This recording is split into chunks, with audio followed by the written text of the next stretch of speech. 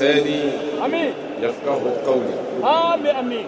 وبعد سلام الله عليكم يا جماعة المسلمين والمسلمات. وعليكم السلام ورحمة الله تعالى وبركاته. إدرا قصدك يا على فو وكاكا على بركة كيف كشي أن النعمة كونيني على فياكوك على كربك محمد صلى الله تعالى عليه وسلم أن كرا سبنا سنو أن كرا جنيغون يمون أنا مغنيما منهم فرلو كان يوم جاي فوق تاسجيا ولي ما باني على كانني أو بلا جنين ولا. آمين آمين. وتملك وكبوي. كبير فوني كنا ينكر. ويلمني. الإسلام يك فوني كان سلماي. ني أولي على كيش كانني أو بلا جنين كان. آمين آمين. على صو.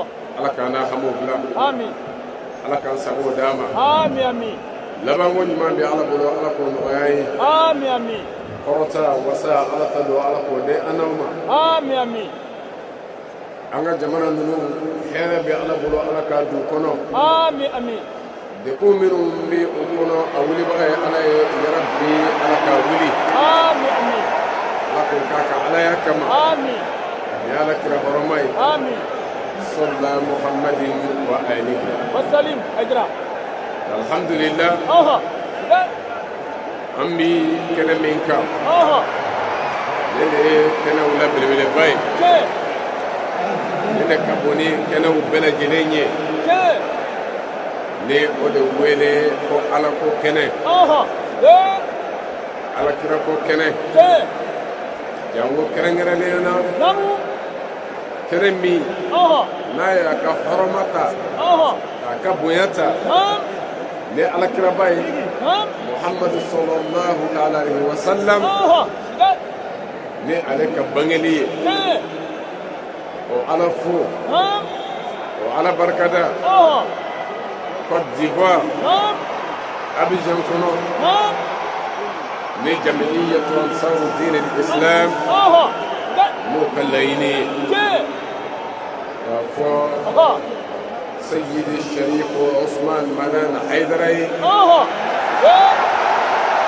أكنا كفرأوكا خليندون باين كانينا مايا نقولي مولد النبوي الشريف دبي رجلينغا أتما مولود يدو جمعي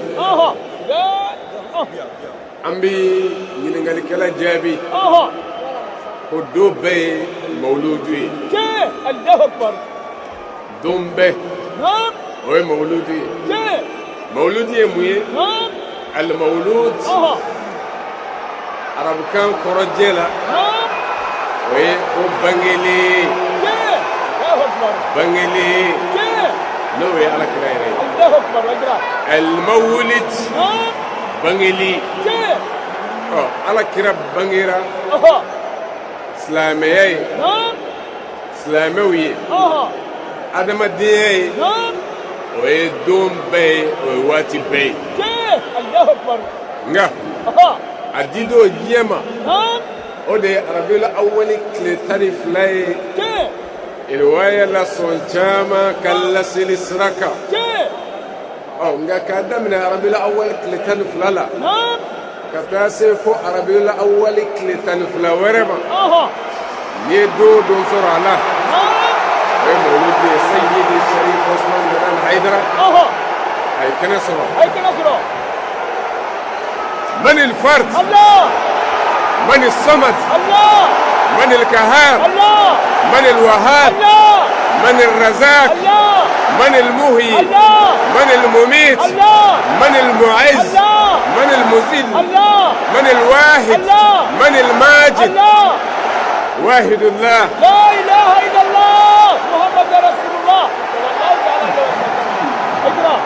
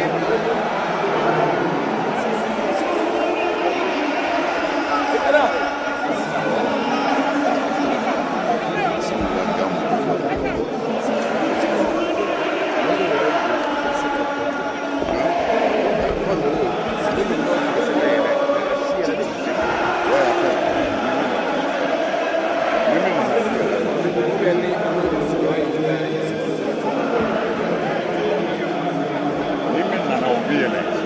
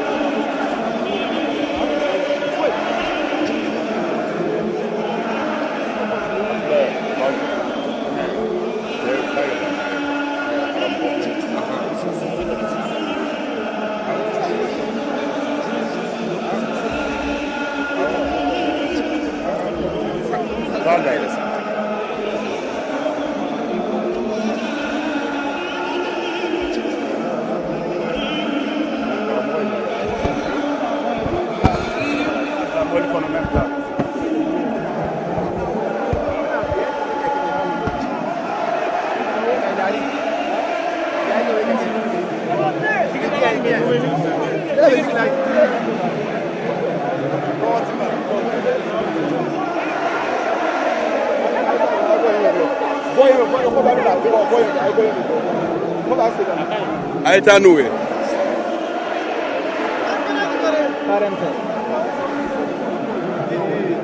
Le haut patron de la France, il se doit représenter par un conseiller.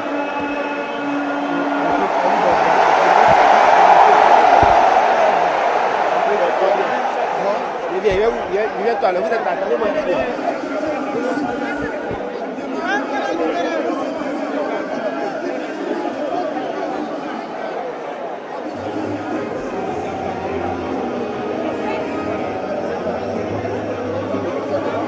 Il s'appelle comment? Il vient avoir.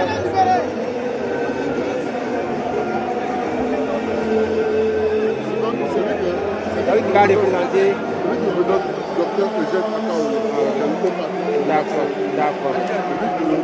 D'accord. Il est conseiller aussi. D'accord. Vous voyez, conseiller. D'accord. D'accord. On va avoir du conseil. Il est là, non? Il est où?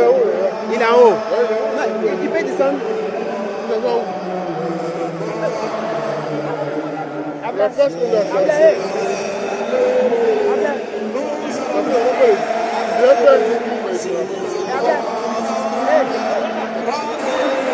Le passé avec son frère, avec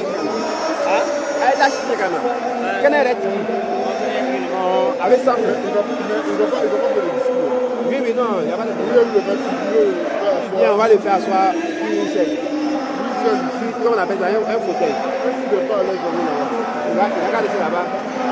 Là. D'accord.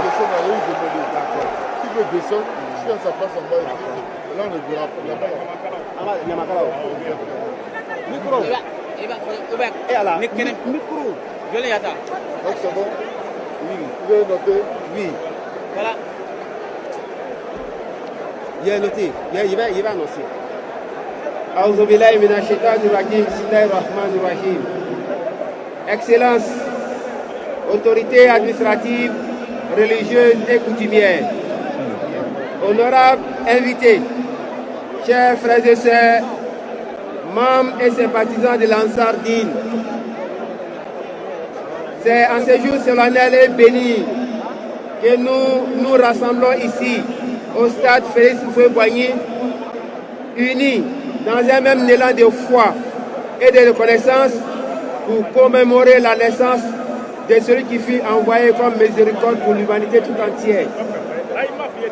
Cette cérémonie du Mawlud n'est pas un simple rassemblement, elle est un moment de communion spirituelle, un hommage rendu à travers les siècles à la lumière prophétique qui continue d'éclairer nos cœurs et de guider nos pas. Nous avons le privilège insigne d'accueillir en ces lieux notre éminent guide spirituel, Seyd Cherif Ousmane Madani Aïdara, dont la sagesse et l'enseignement nourrissent notre communauté depuis tant d'années. Que le Très-Haut agrée nos invocations, bénisse cette cérémonie et fasse de cette journée une soirée, une source intarissable de grâce pour chacun d'entre nous. Voilà, ni kenen ka amé nyamakala wole inshallah kanga baradamle. Nyamakala wa abisina. Ba ina fa ay kenen da sabari. Nyamaka shamina da sabari.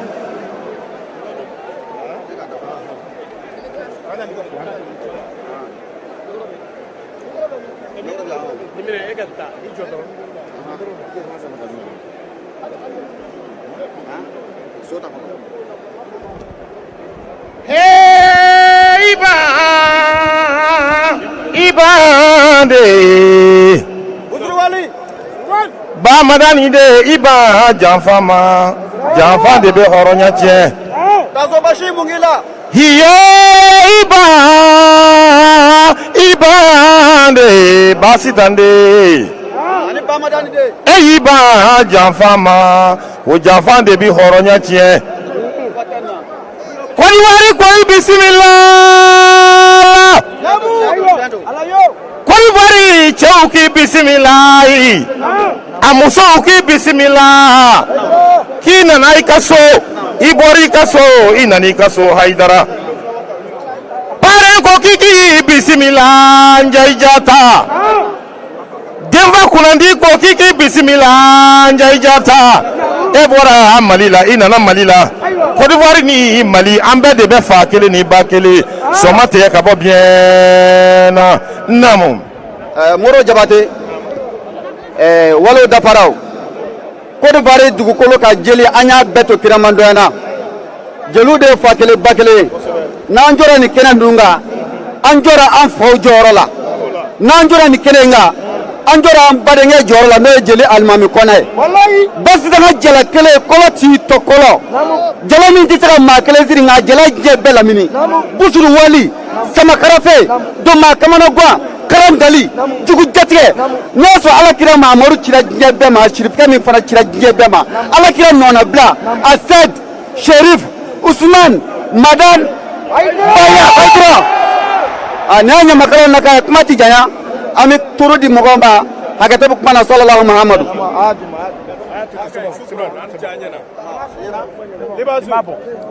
Libabo Libasu. aywa ni ambolay bagi ni anga imam ka to sama ni affaire Cheikh Abaka Konaté anga imam ba ni afa ama ni affaire inshallah Le président de l'eau ici. Les écoles confessionnelles. le président des écoles confessionnelles de la Côte d'Ivoire inshallah aussi ama ni afa inshallah ko abisimna Cheikh Abaka Konaté, président des écoles professionnelles de Côte d'Ivoire. Enfin, bismillah.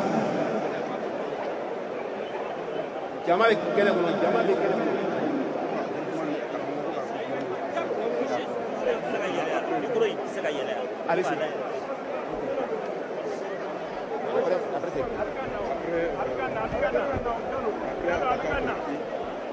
aywa ni waati na an b'aw ladɔnniya k'a fɔ an fana an karamɔgɔ a seyidi sheikh usman madan haidara a ye kɛnɛ sɔrɔ ala barika la dantigɛliw bɛ ka kɛ bisimilaliw ka kɛ an ka mɔgɔbaw caman kun bɛ kɛnɛ kɔnɔna na an balimakɛ ni an karamɔgɔ n'o ye alhaji isu konate usman konate anzumana konate o ka denbaya ni ala sɔnna ma kuma bɛ na d'u ma ni waati in na an karamɔgɔ ale bɛ na kuma ta ni ala ka jɛ ye ni waati in na an bɛ a fo ka waleɲuman dɔ ka Côte d'Ivoire bɛɛ lajɛlen fo terrain yɛrɛ fara aw yɛrɛ ɲɛ b'a la kow yɛrɛ sogolola nin ko in an bɛ dugawu de kɛ ala ka kɛ hɛrɛ ye ala ka kɛ hɛrɛ ye ya rabbal alamin ala ka kɛ hɛrɛ ye an ka karamɔgɔw bɛ an bolokɔrɔ yan mun bɛna ka na kuma ka na foli kɛ Côte d'Ivoire ale silamɛtɔnw tɔgɔ la ni ala ka jɛ ye an bɛ ala de deli ala ka bɔdaw di k'aw ladɔnniya k'a fɔ baara ninnu bɛ ka di aw ma nin waati in na direct Sherifila TV an b'a ala deli ala ka mawuludu in kɛ hɛrɛ kɔnɔ ka baaraw kɛ hɛrɛ kɔnɔ ka kun cɛ hɛrɛ kɔnɔna na ni ala ka jɛ ye ala k'o kɛ ciba bonya kosɔn salli ala muhammadin wa alihi o la ka aw ladɔnniya k'a fɔ an ka karamɔgɔw bɛ an bolo kɔrɔ yan mun ni u bɛna kuma Côte d'Ivoire silamɛ tɔnw olu ɲɛmɔgɔyaw la ni Ala ka jɛ ye an bɛ a ɲini seku fɛ u ka se ka kumaw ta ni Ala ka jɛw ye ni Ala ka jɛw ye u bɛna kuma ta sisan ni Ala ka jɛ ye Côte d'Ivoire jamana de don min ni silamɛya b'a kɔnɔ kosɛbɛ wa bonyaba de bɛ a silamɛ ɲɛmɔgɔw la ni Ala ka jɛ ye o hukumu kɔnɔna na a silamɛ ɲɛmɔgɔw ka bɛn n'u ka keleya u y'o yira Sheikh Ousmane Madani Haidara la tumana min na u wulikajɔ kɛ ka na foliw kɛ ka wulikajɔ kɛ ka na Sheikh Ousmane Madani Haidara ka bisimila ni Ala ka jɛ ye ni waati in na ayiwa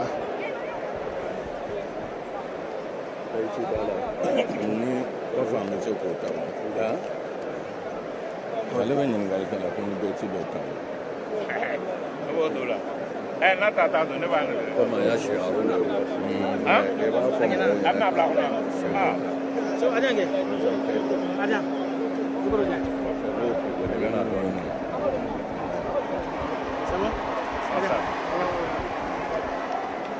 Konate ani ce ani ce Kamara ou bien Bamba et Bamba Bamba Aniche Aniche voilà on va la place Aniche ne donne cela Aniche ça va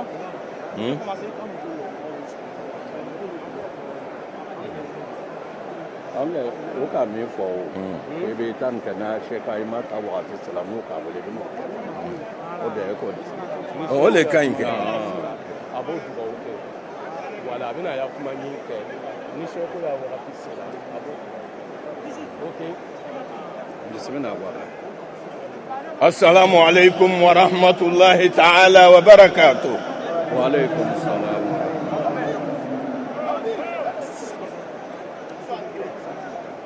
Silamaw an bɛ Ala fo k'a barika la. Inshallah. Ko parrain nana o. Parrain ne ni.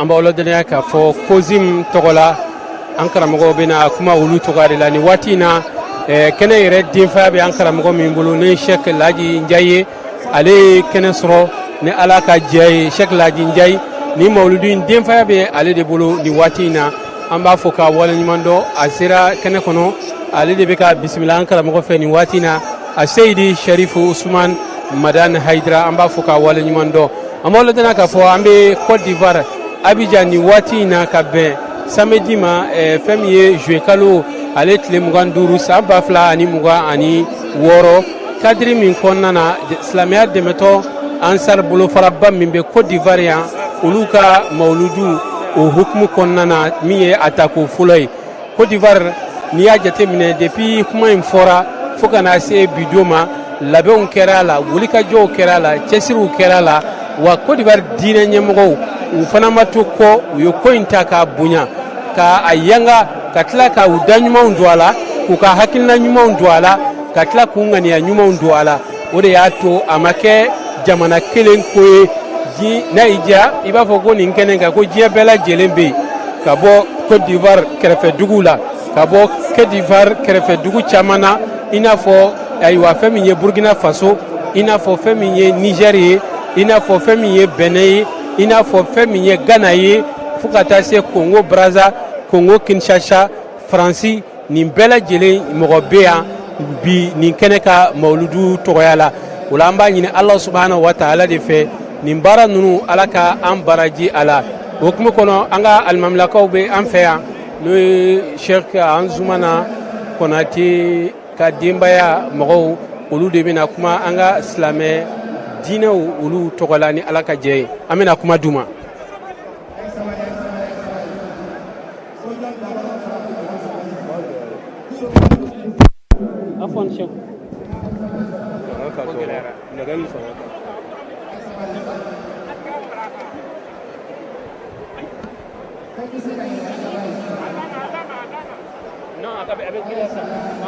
Ablaya. Ablala.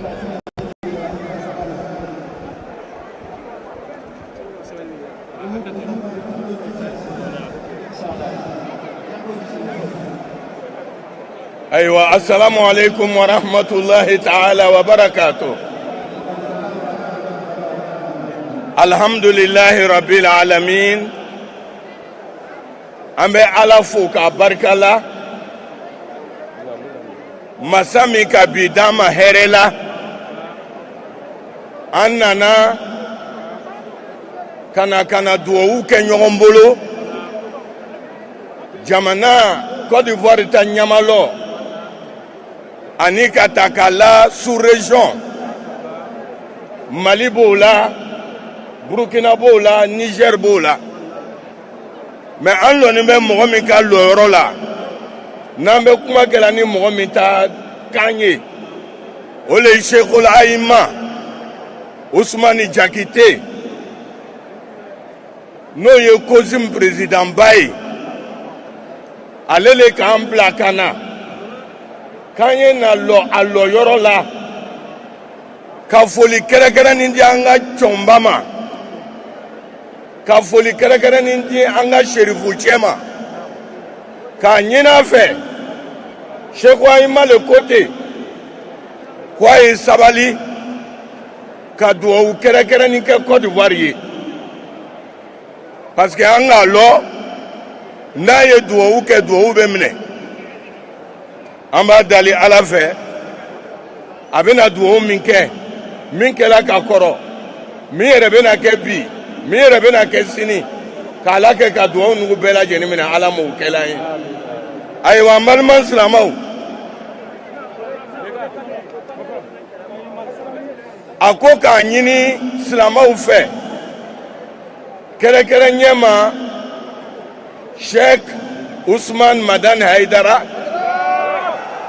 ko k'a ɲini a fɛ a ye duwawu kɛ silamɛw ta bɛn na Côte d'Ivoire kɔnɔ silamɛw ta bɛn na dunuya kɔnɔ ko k'o duwawu kɛ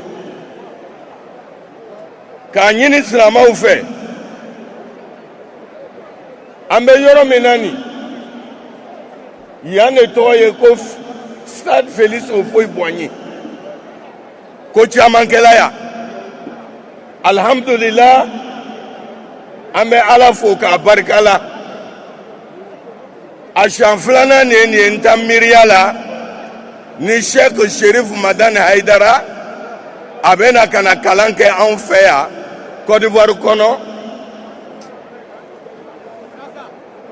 ka duwawu kɛ Féliciya la an b'a dali Ala fɛ a bɛna duwawu min kɛ Ala m'a minɛ na maa bɛ duwawu min ɲini Sherif Madane Haidara fɛ an bɛ yɔrɔ min na fangandanya kɛlen bɛ k'an labɔ an b'a dali Ala fɛ Ala miliyɔn dɔgɔyala Ala na ni miliyari camanba ye ka miliyari d'a ma Ala m'o kɛla an ye a y'a fɔ Sherifu cɛ ɲɛna a ye duwawu kɛ an ya miliyari ta sɔrɔ la ka miliyari buwan kan Ala m'o kɛla an ye ka miliyari buwan kan Ala m'o kɛla an ye ka miliyari camanba buwan kan Ala m'o kɛla an ye Allahumma salli ala Muhammadin fela wale wasali ala Muhammad fela ere wasali ala Muhammad finabiye wasali ala Muhammad fele morisali Allahumma salli ala Muhammadin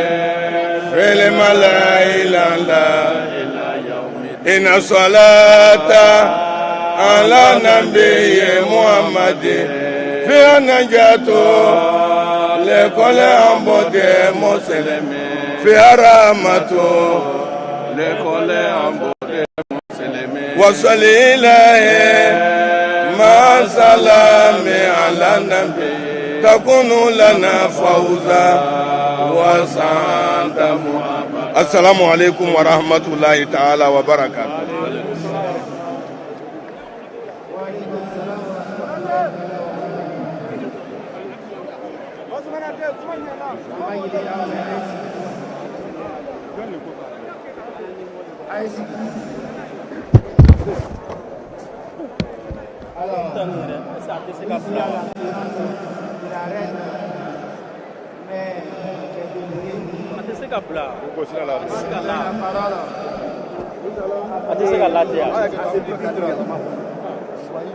Le premier responsable de Majlis en Côte d'Ivoire est nommé.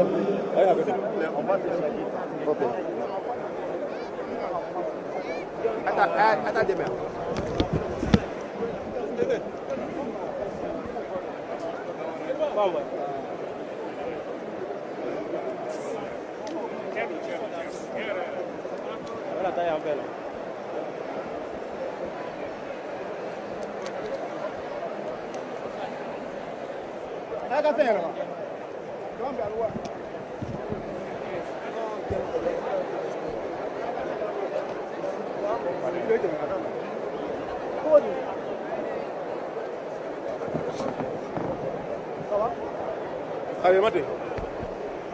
ni waati na an b'aw ladɔnniya k'a fɔ an bɛ direct la Félix Houphouët Boigny kɔnɔna na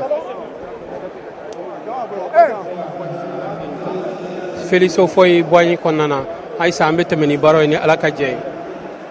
Le président de l'OIC an bɛ ko kalifa an fa wɛrɛ la n'o ye le premier responsable de Majlis en Côte d'Ivoire an fa Mufti Sogodougou inchallah an b'a ɲini a fɛ a ka gɛrɛ an na ka na foli di jama ma inchallah.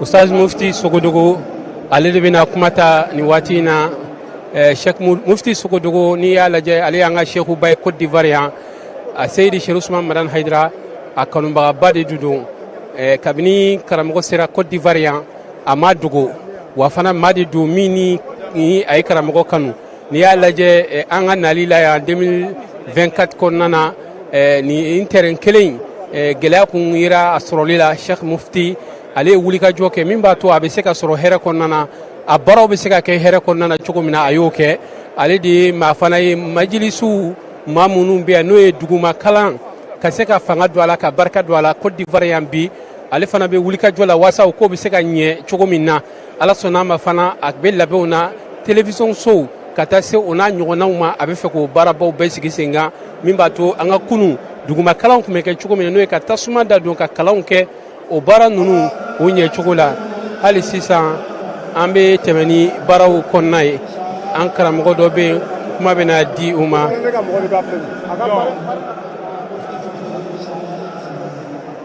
Sherifla TV bɛ yen ka se ka événement ninnu bɛɛ lajɛlen di aw ma direct la ni waati na maa min bɛna na kuma an bɛ labɛn la o tigilamɔgɔ ka lahaliyaw la ni Ala ka jɛ ye an bɛ dugawu kɛ Ala ka an ɲɛ k'a d'a ma Ala ka bɔdaw di Sheikh Mufti ale tɔgɔ la a ye comme u ka vice président o bɛna kuma ta ni Ala ka jɛ ye kuma bɛna di o de ma a ka se ka fɛn ninnu fara ɲɔgɔn kan ni Ala ka jɛ ye.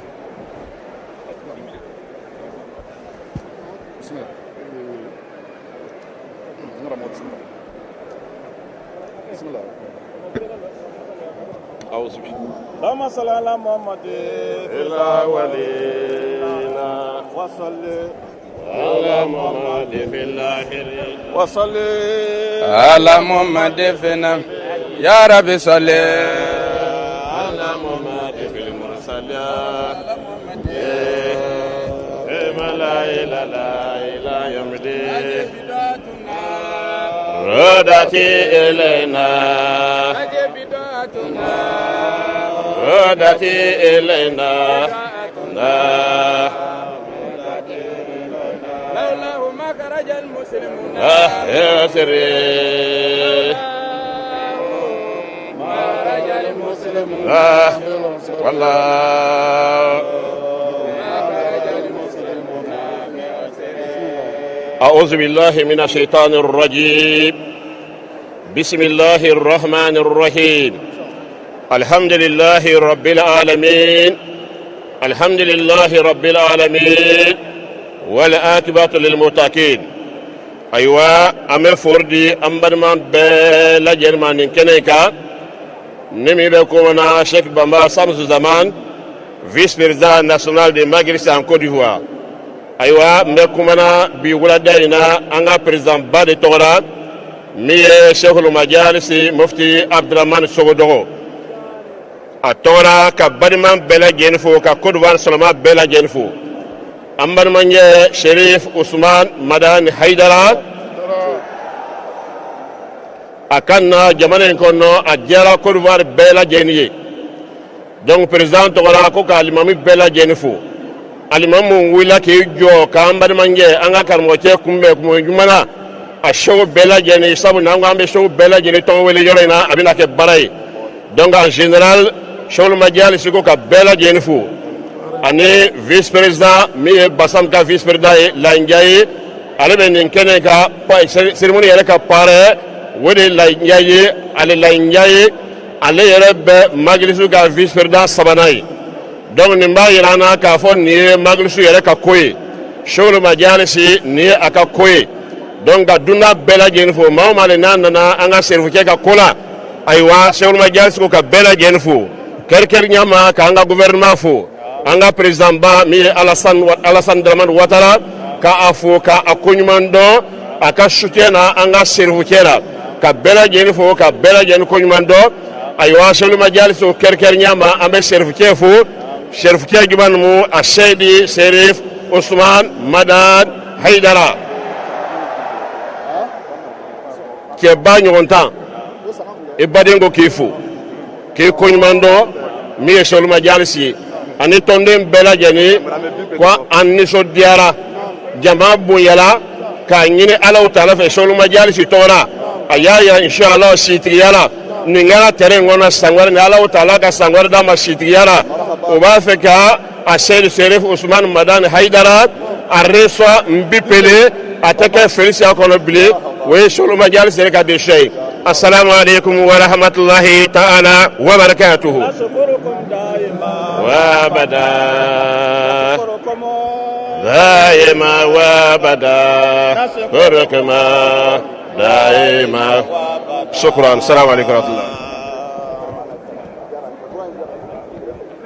ayiwa an bɛ foli ni waleɲuman dɔn ta k'a ɲɛsin aw ma maa min bɔra ka kuma sisan Cheikh Mufti tɔgɔ la o de ye Majalisu ale vice président ye ale de kumana nin kuma sanuma ninnu na ka ɲɛsin an fana an karamɔgɔ a Seydi Sherif Usman Madani Haidara hali sisan baara ninnu bɛ sen na n y'a fɔ aw ye k'a fɔ ayiwa an ka karamɔgɔba caman bɛ kɛnɛ kɔnɔ nin waati in na an karamɔgɔ Sheikh Maliki Konate ale ye kɛnɛ sɔrɔ n'an k'a ma ko Khadimu Rasul ale ye kɛnɛ sɔrɔ ka fara kɛnɛ in denfan kan n'o ye Sheikh Laji Njaye an b'u fo k'u waleɲuman dɔn ka fara an ka karamɔgɔbaw caman kan i n'a fɔ Sheikh Abubakar Konate ale bɔra ka kuma i n'a fɔ ayiwa famille tɔgɔ la an bɛ nin bɛɛ fo ka nin bɛɛ waleɲuman dɔn Côte d'Ivoire karamɔgɔw u ye ko in k'u ka u ta ye kabini a daminɛna fo sisan n'i y'a jateminɛ u ma to kɔ an bɛ tɛmɛ ni baaraw ye ayi sisan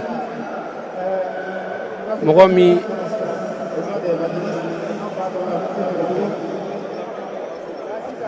Majlisu tɔgɔ la hali sisan Cheikh Mufti Sogodogo Cheikh Maliki Konate Khadimu Rasul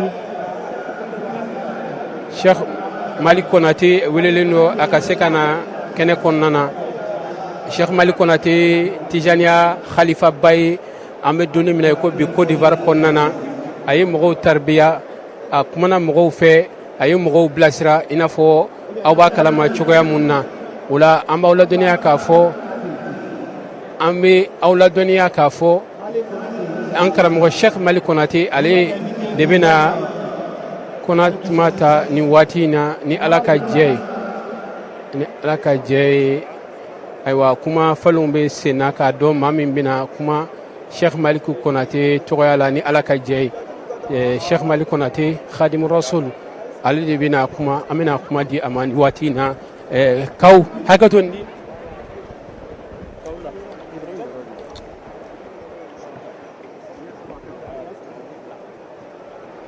بسم الله الرحمن الرحيم اللهم صل على سيدنا محمد الفاتح لما أغلق والخاتم لما سبق ناصر الحق بالحق والهادي إلى صراطك المستقيم وعلى آله حق قدره ومقداره العظيم سبحان ربك رب العزة عما يصفون وسلام على المرسلين والحمد لله رب العالمين. أماني الله تعالى فك سجديا كبركة على موكلا كهرب ولا أنسجن مية أنسجن تمية على موكلا لا أتنا مبة أمميلون تميلون كان كسي كبوما على موكلا فون منا فويا أماني الله تعالى فك كنوري كدوت سكونا على موكلا أنكر مغو شيخ شريف حيدرا كسباتي كبركة على موكلا سباتين بركة من بي كدوفر على موكلا عليني كفلوي على كناك اللبني رسول بنيكما صلى الله عليه وسلم والسلام عليكم ورحمة الله تعالى وبركاته.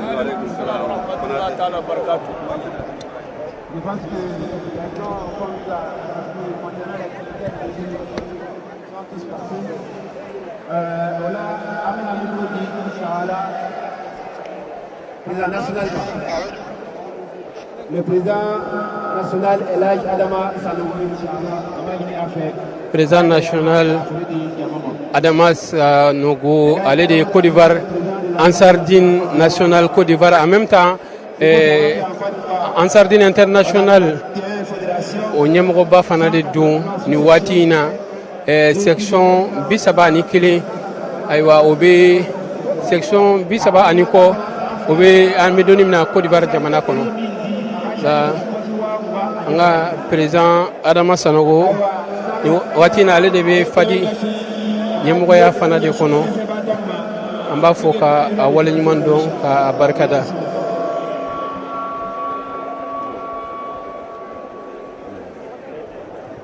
أعوذ بالله من الشيطان الرجيم بسم الله الرحمن الرحيم اللهم صل على سيدنا محمد وعلى آل سيدنا محمد وسلم ambe ala tando kala barkada ala mi sona kan kene sanmani ira ana na moraye amanga jamana fama fo kata president la kata bla gouvernement na kata bla ademe ba bela jenna ne amboraye ame angra mo fo aser Cherif Ousmane Madani Haidara Karamoga mi fo ki barkada ki walimandon tumana mina iye laseli kɛ ni ala ka jɔn ye i lamɛn ka ala ka sira sanuman ta an b'i fo o bonya na an b'i fo o kɔnɔngoya la an b'i ka denbaya bɛɛ lajɛlen fo ka dugawu kɛ aw ye sijan barikama ala ka di bɛɛ lajɛlen ma ala ka kɛnɛya di ala ka labanko ɲumanya di n'an bɔra yen an bɛ an ka karamɔgɔw fo min ye kozi min ye ani kodisi ye an'an ka imamuw an'an ka diinɛ ɲɛmɔgɔw an b'o bɛɛ fo k'o barikada u ka bonya na bonya min n'u y'a ɲɛsin an karamɔgɔ ma n'an bɔra yen an bɛ karamɔgɔ kanubagaw fo k'o barikada u ka bonya na ka ansaro fo ka damina sous section na kana section na kana fédération na an b'a bɛɛ fo k'a barikada a ka cɛsiri la cɛsiri min ni a y'a yira an na karamɔgɔ kan na an bɛ an ka délégation fo karamɔgɔ yɛrɛ ka délégation ba an b'o fo o kɔfɛ Burkina délégation an b'o fo Mali délégation ba an b'o fo Sénégal délégation an b'o fo o nana fara an kan nin bara sanuman na an b'a fo a ka ŋaniya ɲuman la n'an bɔra yen an bɛ nabaga bɛɛ fo mɔgɔ mɔgɔ ye kɛnɛ nin sɔrɔ ka na fara karamɔgɔ kan ka nin kɛnɛba nin ɲɛnamaya an bɛ bɛɛ fo ka bɛɛ barikada karamɔgɔ bɛna dugawu mun kɛ an ye an b'a ɲini ala fɛ dugawu ninnu ala k'a jaabi karamɔgɔ bɛna dugawu mun kɛ an ye an b'a ɲini ala fɛ ala k'a jaabi an yɛrɛw fana bɛna dugawu mun kɛ an karamɔgɔ n'a ka denbaya ye an b'a ɲini ala fɛ ala k'a jaabi ala ka nin sigi caya an bolo ala ka sijan barikaman di an ma an nana hɛrɛ la an b'a ɲini ala fɛ ala k'an bɛɛ lajɛlen sigi hɛrɛ la ka dɛmɛbagaw bɛɛ fo ka sécuritéw fo ka organisation fo ka vigiliw fo mɔgɔ mɔgɔ ye an dɛmɛ nin baara in na an b'o bɛɛ fo o kɔfɛ an bɛ parrain fo ka barikada a ka karamɔgɔ kan na ka marraine fo ka barikada a ka karamɔgɔkan na n'an bɔra yen an ka u patron yɛrɛ an b'a fo ka barikada tumana min na a sɔnna k'a kun don an ka bonya kɔrɔ min ye mawulidu bonya ye donc an b'an bila yen an b'a fɔ salamu aleykum warahmatulahi taala wa barakatu.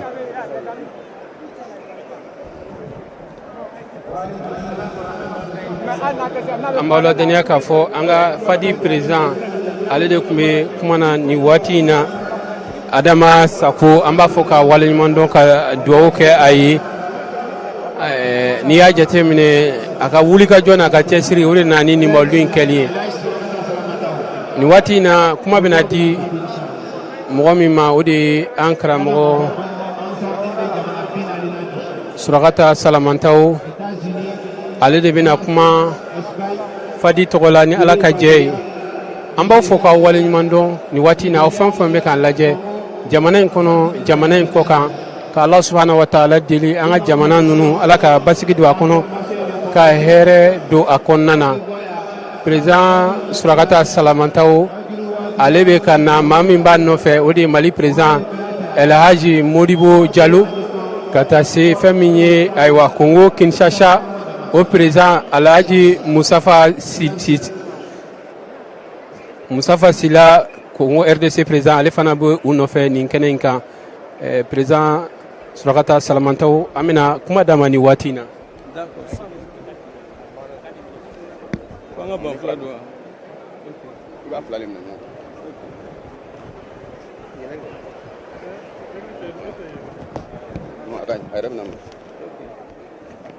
Okay, salamu alaikum wa rahmatullahi ta'ala wa barakatuh. An bɛ bɛɛ fo ni silamɛya ka foli ye n'o ye Ala ka kisi n'Ala ka nɛɛma n'Ala ka barika Ala k'o jigin an bɛɛ lajɛlen kan. An bɛ foli fɔlɔ an karamɔgɔ ra Seyid Serif Usumani Madani Hayidara. An b'a fo ka barika Ala ka waleɲuman lɔ a ka ŋaniya ɲumanya na a n'a bɔnnaw k'a n'a bɔnnaw bɛɛ fo. Bi an nisɔndiyalen don bi Côte d'Ivoire Abidjan yan ni Ala kɛra bange ni nisɔndiya kɛnɛ ye. An b'a la fo k'Ala barika la Ala min bi yira an na. Salon an karamɔgɔ y'a kɛ n'an ye yan ɲinan Ala sɔnna a y'a kɛ n'an ye ɲinan fana san caman b'a la bolo Ala k'a yira an na an ka jɛ ka kɛ ɲɔgɔn fɛ yan. Bi an bɛ kɛnɛ min kan a dogoni tɛ mɔgɔ sira an bɛ silamɛya kɛnɛ de kan an bɛ Ala barika la kɛnɛ de kan an bɛ Ala waleɲuman kɛnɛ de kan. An karamɔgɔ foli kɔfɛ an bɛ Côte d'Ivoire karamɔgɔ bɛɛ fo a lɔnnikɛbaga bɛɛ. An bɛ Côte d'Ivoire gouvernement fo a n'a ka baarakɛɲɔgɔn bɛɛ lajɛlen ka président fo Elhaji Alassane Dramane Ouattara ka fo ka nabaga bɛɛ lajɛlen fo. Bi an bɛ kɛnɛ min kan yan bi wasa kɛnɛ lo bonya kɛnɛ lo an b'an karamɔgɔ fo a ka wulikalo n'a ka cɛsiri la silamɛya baara la. Kabini an sen donna Côte d'Ivoire yan karamɔgɔ ko frontière tɛ silamɛya ra anw sɔnna ma Ivoiriyɛnw y'a yira an na k'a fɔ frontière tɛ silamɛya ra silamɛ bɛɛ ye ba kelen fa kelen. Kabini an donna Côte d'Ivoire yan taabolo bɛɛ wulila ka lɔ silamɛ bɛɛ wulila ka lɔ vraiment a kɛra nisɔndiya ye jamanatigiw wulila dugutigiw wulila bɛɛ wulila k'a k'a yɛrɛ ka ko ye. An b'a deli Ala fɛ karamɔgɔ bɛna dugawu min kɛ Côte d'Ivoire yan Ala k'a minɛ a bɛna dugawu min kɛ diɲɛ bɛɛ ye Ala k'a minɛ. An b'a deli Ala fɛ sijan ani kɛnɛya ani lafiya Ala k'o di karamɔgɔ n'a bɔnnaw ma. An b'an ka bureau national fo Elhaji Adama Sanogo président a n'a ka bureau bɛɛ lajɛlen k'an ka président national fo Mali Elhaji Modibo Jalo ale b'an fɛ yan ka Kinshasa président fo ale b'an fɛ yan Musafa Sila an bɛ Sénégal président fo ale fana b'an fɛ yan nka silamɛw an bɛ a yirala k'a fɔ jamana minnu ye ɲɔgɔn sɔrɔ yan bi o bɛnna jamana 7 ma Sénégal bi yan Burkina Faso bi yan Mali bi yan Congo Kinshasa bi yan France bi yan Togo bi yan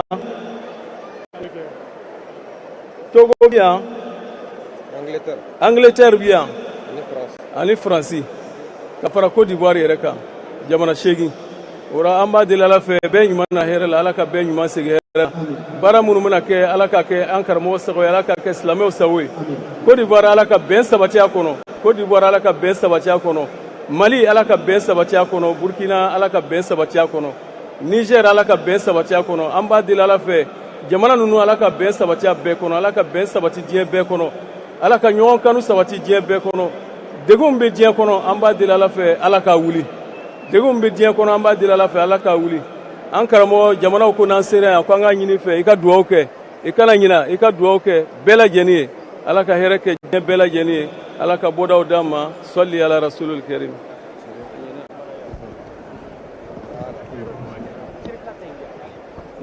ayiwa an b'aw fo ka wale ɲuman dɔn an ka président ba Adama Sago ka taa se président Mustafa Sila président Sogata Salama président Adama Diallo an b'u fo k'u wale ɲuman dɔn olu bɛɛ tɛmɛnen kɔfɛ mɔgɔ min bɛna kuma ta o de ye madame Sangare ale min bɛna kuma musow tɔgɔya la Ansardine musow bɛɛ lajɛlen tɔgɔya la nin kɛnɛ ye wasa kɛnɛ ye maa caman de bɛ yen nin kɛnɛ in kɔnɔ mun bɔra jamana wɛrɛw la ka na bɛn a kan an bɛ an ka muso ka ɲɛmɔgɔ bisimila nin waati in na ale de bɛna kɛnɛ ta an bɛ dugawu kɛ ala ka fɛn ninnu bɛɛ lajɛlen kɛ wasaw kan musow n'i y'a lajɛ olu de ye wulikajɔ kɛ kabini kunu Sheikh Usman Madani Haidara ale dɛmɛli sira kan ni ala ka jɛ ye.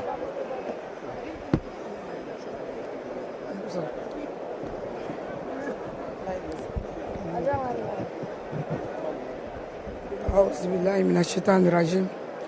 Bismillahir rahmanir rahim. Wassalatu wassalamu ala rasulillah. Assalamu alaikum wa rahmatullahi ta'ala wa barakatuh. Alhamdulillahi rabbil alamin. Ami ala tanuka barka da ka wale mandon. Ala min sunaka keneba indo an gargela. Amu ala barka da ka wale mandon. Ka kishini nama ni ala fɛ k'o jeli dan fɛnw na sɔn wɛrɛ ma kan n'o ye Muhammadu sallallahu alaihi wasallam a n'a somɔgɔ sanumanw a n'a ka sahaba ɲumanw ani mɔgɔ minnu tugura la fo ka se lahara don ma yarabi an bɛ ala ka ne ni aw ye o jamakulu la o kɔfɛ an bɛ nabaga bɛɛ lajɛlen fo a cɛman n'a musomanw ka foli fɔlɔfɔlɔ an karamɔgɔ la karamɔgɔ min y'a daminɛ kanalikɛla n'ale de ye dilanni kɛ ka datugulenw dayɛlɛ ka cɛniw dilan an b'an karamɔgɔ fo a ka jamana kɔnɔ Côte d'Ivoire yan k'a kɔrɔla la ka ɲini ala fɛ a nana yɛrɛ la cogo min na yarabi ala ka ɲuman segin yɛrɛ la ten ka n'a ka délégation bɛɛ lajɛlen fo a bɔkolo bɛɛ lajɛlen u y'a dilan ɲɛ u m'a tiɲɛ yarabi an ma ala k'a ɲɛ mɛn a la jugu sago ni sago ala k'a ni sago d'a ma ala ka wasa diɲɛ ani lahara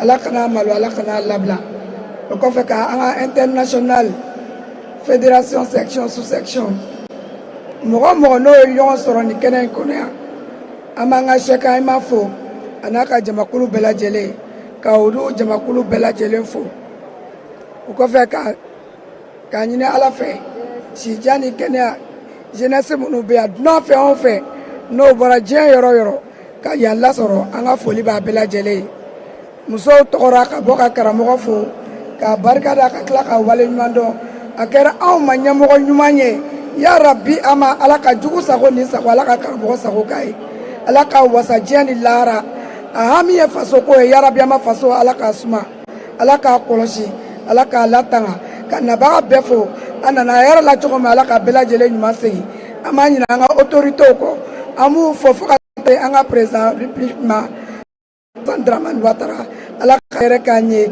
kɛnɛ ala k'a sabati ka duwawu ɲini karamɔgɔ fɛ a ka duwawu kɛ an ka jamana ye a ka duwawu kɛ dafɛ jamana bɛɛ lajɛlen musow ko n'an y'ale ye an bɛ wasa an bɛ nisɔndiya a ka duwawu caman k'an ye an min caman b'an na a ka duwawu k'an ye an yɛrɛ bɛ duwawu k'a ye an b'a fɔ o yɔrɔ la salamu alaikum wa rahmatulahi taala wa barakatuhu. nin kun ye an ka présidente ye Worokiya Fofana Ansardine Côte d'Ivoire o muso ɲɛmɔgɔ don an b'a fɔ ka waleɲuman dɔn a ka nin dakuruɲɛ fila ninnu na an b'aw ladɔnniya k'a fɔ kɛnɛ in wasa dan de bɛ yen terrain fara tewu maa caman de bɛ kɛnɛ ma minnu ni olu ma se ka don wa an b'aw ladɔnniya k'a fɔ Worokiya kɔfɛ an bɛna kuma di maa min ma kɛnɛ in denfaya bɛ maa min bolo o de ye Sheikh Laji Njayi Sheikh Laji Njayi ale kana ni ala ka jɛ Cheikh Laji Jai an b'a fo ka waleɲuman dɔn nin kɛnɛ in denfaya b'ale de bolo ala sɔnna ma karamɔgɔ selen kɔ a fɛ yen nɔ a ye a fana ni ɲaamɛ ye ni bonya kumaw ye ni wasa kumaw ye ala sɔnna ma kɛnɛ in fana a dira ma a ma to kɔfɛ a n'a ka délégation ba nana ni kana bɛn ni kɛnɛ in ye ka se ka a ɲɛnɛmaya ale de bɛna kuma ta Cheikh Laji Jai ale tɛ maa dogolen ye Côte d'Ivoire yan wa Côte d'Ivoire kɔ kan cɛbaw dɔ de don sufi cɛbaw dɔ de don sufi cɛbaw an b'a fɔ ka waleɲuman dɔn a ka nali la a ka denfaya la a sɔnni la an bɛ dugawu kɛ a ye ala ka an n'a dɛmɛ ala ka n'a wasa ala ka laɲiniw bɛɛ lajɛlen sabati i m'a ye an ka jamana in jamana ninnu bonya de b'a kɔnɔ karaba de b'a kɔnɔ a ma kanu ka na k'a bɛna kuma fiyewu fo ka taa sɔrɔ ayiwa a ka bisimila maa ɲumanw ni maa kɔrɔ minnu bɛ yen olu ka se ka kuma ta a tɔgɔ la ni ala ka jɛ ye. وعلل نفسي بالوصال وربما تشكى الفتى أدواه ويا تبره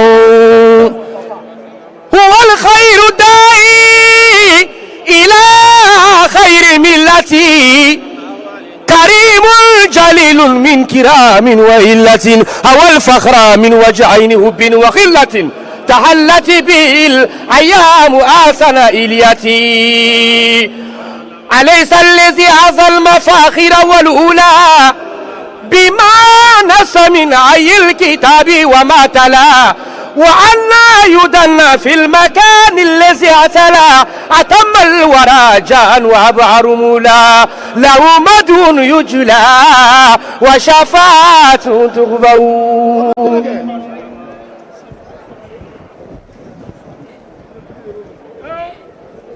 السلام عليكم ورحمة الله وبركاته. الحمد لله رب العالمين ثم الحمد لله رب العالمين ثم الحمد لله رب العالمين. Amadou ame ala fokala wali mindon bi anga dombay ndere fas ki nifle Cheikh Ibrahim, imam central de grande mosquée de Grand Bassam, qui est venu accompagner toute la famille Ndiaye et tous les musulmans de Côte d'Ivoire et de Grand Bassam. Pour notre très cher Cheikh Ousmane Chérif Madane Haïdara, notre guide, notre aimé, notre frère, qui ne cesse de nous magnifier en l'islam, en l'humanité, qui ne cherche à nous guider sur le droit chemin, qui nous apporte le sens de l'islam, le sens de la moralité et le sens de l'humanisme. Et cela nous convie pleinement en tant que des musulmans, des croyants, qui fait notre fierté dans le monde, en Afrique, je dirais partout dans ce monde. Il fut un modèle, un exemple que le monde entier doit s'en souvenir de ce grand homme d'esprit, d'idéologie. Il est un homme de qualité, exceptionnel, visionnaire, passionné, pardonneur, qui fit l'incarne de ce prophète Mohammed sallallahu alayhi wa sallam. C'est ce qui nous fascine, qu'on fait qu'aujourd'hui, on accepte d'être avec lui et d'être à ses côtés, le soutenir, corps et âme et corps, pour dire que nous sommes avec lui. On demeure avec lui, on sera avec lui, par sa conviction de l'idéologie islamique. Nous disons, Alhamdulillah, cette Côte d'Ivoire est chanceux, d'en trouver de grandes personnes, des hommes érudits, des hommes de Dieu, de valeur, qui viennent dans notre pays, qui viennent nous bénir. On est chanceux.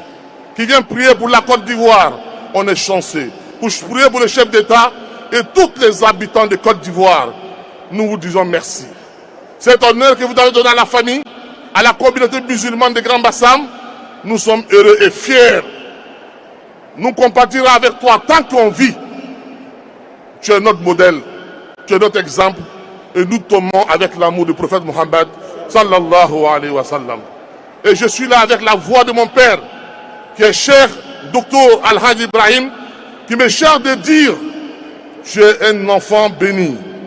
Tu es un enfant que tu es là pour toute la Côte d'Ivoire.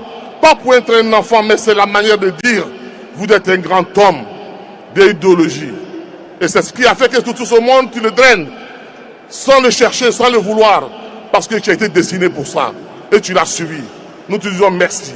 Au nom de la communauté, au nom de la famille, et nous serons toujours reconnaissants pour l'honneur que tu nous donnes et qui fait la fierté de ce monde. On vous dit merci. Et en cela,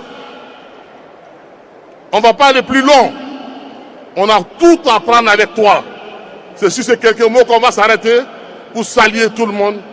Que la vie continue toujours à te faire de bonnes surprises. Qui te donne la longévité, la santé, cette grandeur que Dieu te donne, et toute ta famille et tous tes descendants. On vous remercie.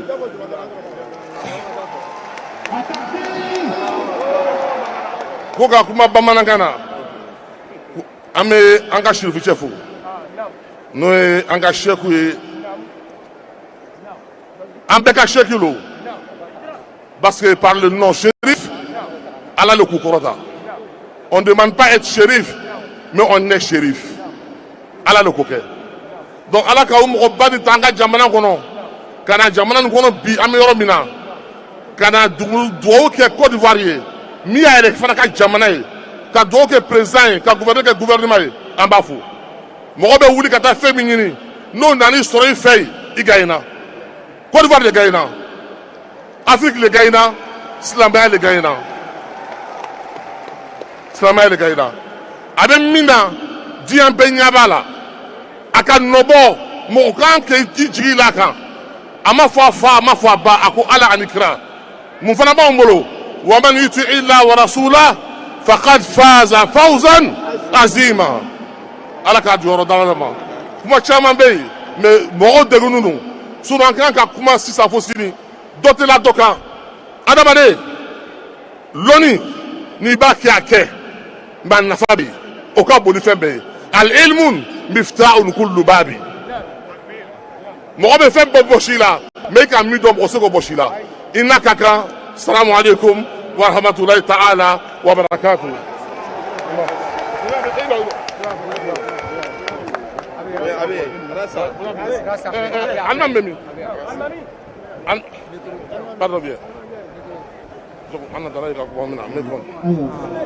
Alhamdulillahi rabbil alamin. Ni ye an ka sheikhu n'o ye Alhaji Njayi ni ye a ka kumakan ye k'a ɲɛsin an fa ma ani an ka imamu n'o ye Imam Haidara Sherifu ye.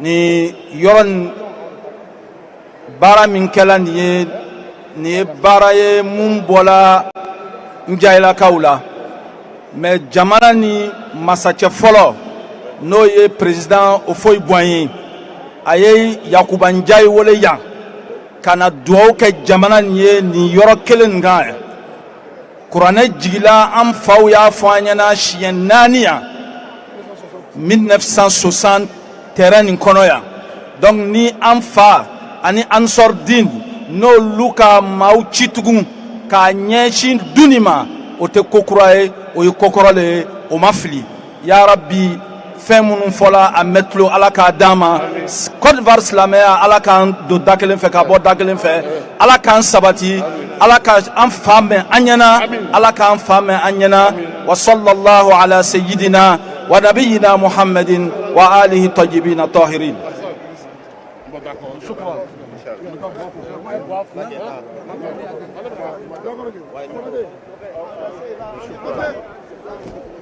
Ok, an bɛ Sheikh Elhaji Njayi fo ka waleɲuman dɔn k'a ka denbaya bɛɛ lajɛlen fo ni waati in na an bɛ ala deli ala k'a n'a dɛmɛ ni kɛnɛ a denfaya b'ale de bolo Sheikh Elhaji Njayi a n'a ka alimami n'o ye Grand Bassam alimami ka fara a kan ɲɔgɔn n'a ka kalandenw olu bɛɛ de nana fara ɲɔgɔn kan ka na nin kɛnɛ in ka na a wasa an bɛ dugawu kɛ ala k'a n'a dɛmɛ hali sisan an b'aw ladɔnniya k'a fɔ an bɛ Félix Ofoyi Boigny kɔnɔna na ni waati na an fana an karamɔgɔ a Seydi Cheikh Ousmane Madane Haidara a n'a kanubagaw n'a jɛɲɔgɔnw kana fara ka nin baara in na an b'a ɲini ala fɛ ala k'a ɲɛ hali sisan Cheikh Malik Konate tɔgɔ la denkɛ bɛ na kuma Cheikh Malik Konate tɔgɔ la.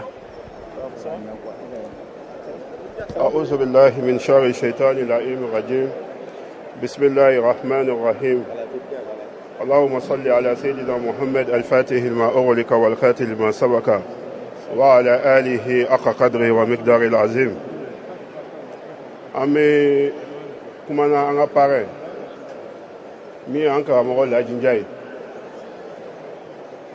عليني أفا أمي سلاني نفا فمي Ibrahim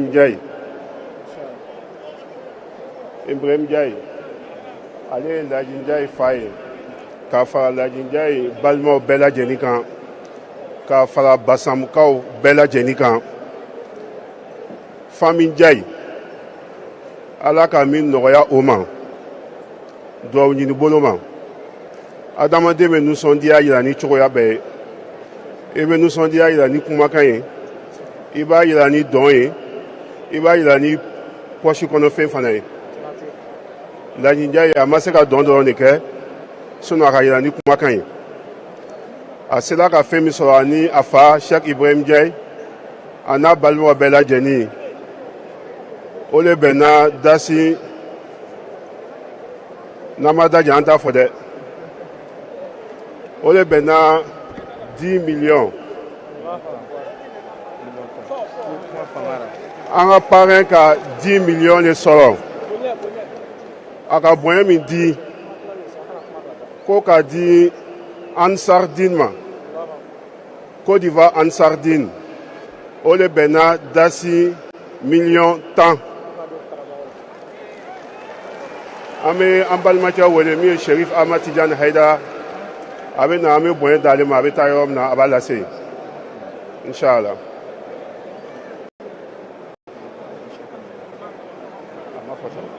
Sherif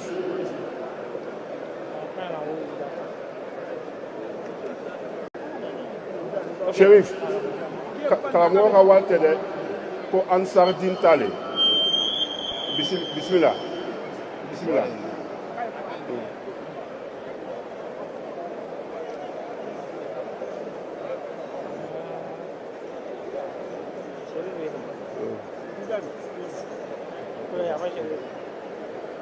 walima Ansar ɲɛmɔgɔ dɔ ye na ka na wari minɛ a ka ɲi ka kɛ tan de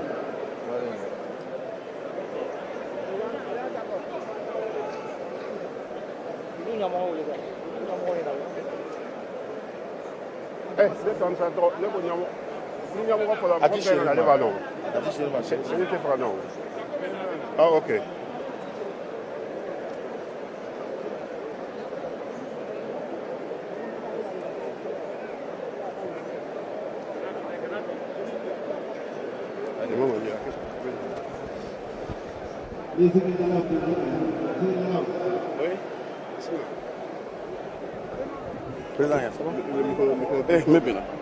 ni ye Ndiaye karamɔgɔ Ndiaye a n'a ka famille ko ka di Ansar ma a b'a minɛ k'a yɛrɛ boloma dɛmɛ nka nin ye yira de hali bi Ala y'an bɛ sababa ma Ala ye sabu ɲuman k'an ye inshallah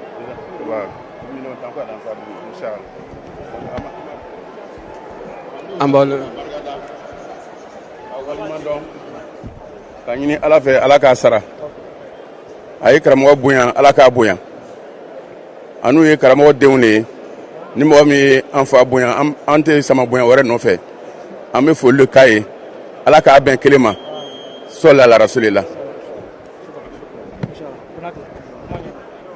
an bɛ aw fo ka waleɲuman dɔn nin waati in na an b'aw ladɔnniya k'a fɔ fɛn min ye an karamɔgɔ Laji Ndiaye ale ye miliyɔn 10 di ko ka di Ansaru ma u k'u boloma dɛmɛ a la baara in na an b'a fɔ a ka ŋaniya ɲumanya la an bɛ dugawu kɛ Ala ka an n'a dɛmɛ Ala ka falen nafolo caman na an b'aw ladɔnniya k'a fɔ hali sisan an bɛ to baara kɔnɔna na an bɛna tɛmɛ ni baaraw ye ni Ala ka jɛ ye waati bɛ ka taa.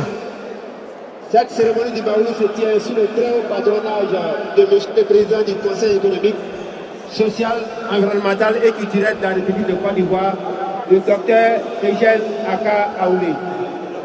Nous lui témoignons toute notre gratitude pour l'honneur qu'il nous fait de patronner cette cérémonie, ainsi que pour sa présence parmi nous, même s'il n'est pas là, Aujourd'hui, il s'est fait représenter par l'un de ses conseillers, notamment par le conseiller Badra Ali Konaté.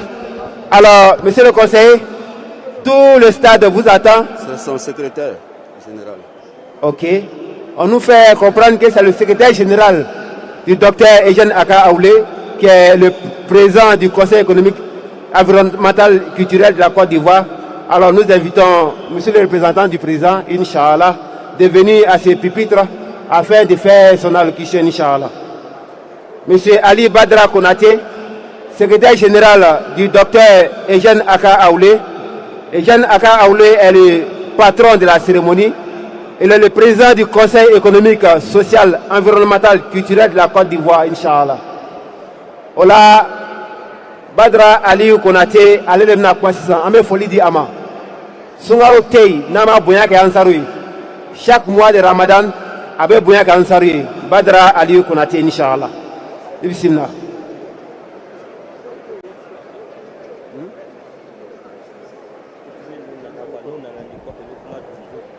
Badra Aliou Konaté ale de bena kumata amma wala dona ka fo din kene fo de te ni wala nyuman do ni herewte ani ona nyogonaw amma ni ala fa ala ka hereka anawye bi fo de te ni ala tanu ni ala barkadate ya bani kunganko jama kacha akuma kelaw kacha ona nyogonaw ni ala ka je ami do ka ala ka beke here aywa amina kuma de ni mogoma auzubillahi minash shaitanir rajim.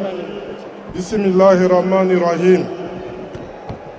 Bon, amena fort Tabukana, parce que ici, je représente le docteur Ejen Aka Aoulé.